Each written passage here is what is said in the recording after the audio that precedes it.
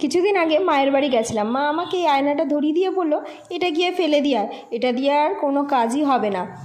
মাকে বললাম, এটা ফেলবো না, দেখো এটা দিয়ে আমি কি বানাতে পারি।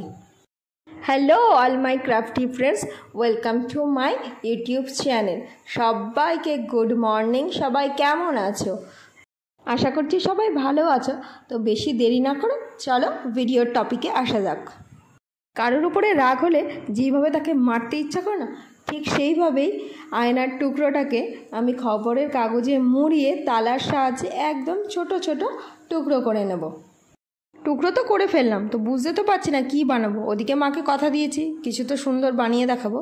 তারপর চোখ পড়লো এই ব্ল্যাক কালারের ফোম শিটটার ওপরে। এটা আমি কিনেছি প্রায় 2 মাস হয়ে গেল। এটা দিয়ে কি করব ভেবে উঠতে পারিনি। তো আজকে ভাবলাম এইটার ওপরেই একটা ছোট্ট সুন্দর মিষ্টি পাখি বানানো যাক। বানানোর শুরুতে ভেবেছিলাম এটা খুব ইজিলি তাড়াতাড়ি হয়ে যাবে মনে হয়, শুধু তো আঠা দিয়ে পেস্টই করব, আর কতই বাক্ষণ লাগবে। যখন কাজটা শুরু করলাম তখন টের পেলাম, ওরে বাবা, এর যে বহুত সময় লাগবে। আমার মতনই যদি কেউ এরকম বানাতে যাও তো প্লিজ একটু ধৈর্য সহকারে এই কাজটি করো, কারণ আমি একটুখানি তাড়াহুড়ো করতে গিয়ে একটা ছোট্ট কাচের টুকরো আমার হাতে কিন্তু ফুটে গেছিলো, তো সেখান দিয়ে একটুখানি ব্লিডিংও হয়েছিল। যাই হোক, ওই সব কথা বাদ দিয়ে আমি কাজে মন দিলাম আবার। কাজটা তেমন একটা কোনো কঠিন না, জাস্ট একটা ফিগার আউট করে নিয়ে কাচের টুকরোগুলো পেস্ট করা। এইরকম মাস্টারপিস বানাতে বেশি হার্ডওয়ার্ক না লাগলেও শুধুমাত্র একটু ধৈর্যের প্রয়োজন। একটু ধৈর্য ধরে পাখিটার ফিগার অনুযায়ী শুধু কাচের টুকরোগুলো বসানো, এই যা কাজ।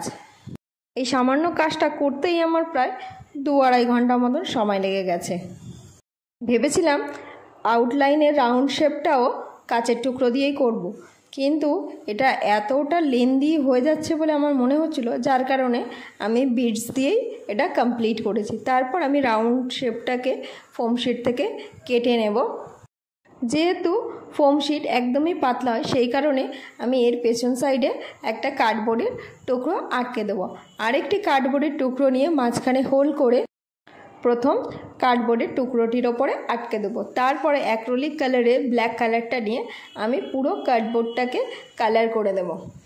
কালারটা ভালোভাবে শুকিয়ে যাওয়ার পরে আমি একটা ভার্নিশের কোট করে নিয়েছি, যাতে এটা আরও গ্লসি হয়ে যায় এবং কালারটা আরও সিকিউর হয়ে যায়। তারপর আমার কাছে কিছু কাচের টুকরো ছিল, দেখতেই পাচ্ছ, সেটা আমি লাগিয়ে দিয়েছি আঠার সাহায্যে। পেছন দিকে একটা লুপ বানিয়ে নেব। তো ব্যাস, এটা রেডি হয়ে গেল। তো দেখে নাও এর ফাইনাল লুকটা কেমন হয়েছে, আমাকে অবশ্যই জানিও। ভালো লাগলে লাইক, কমেন্ট, শেয়ার করো অবশ্যই। দেখা হবে নেক্সট ভিডিও।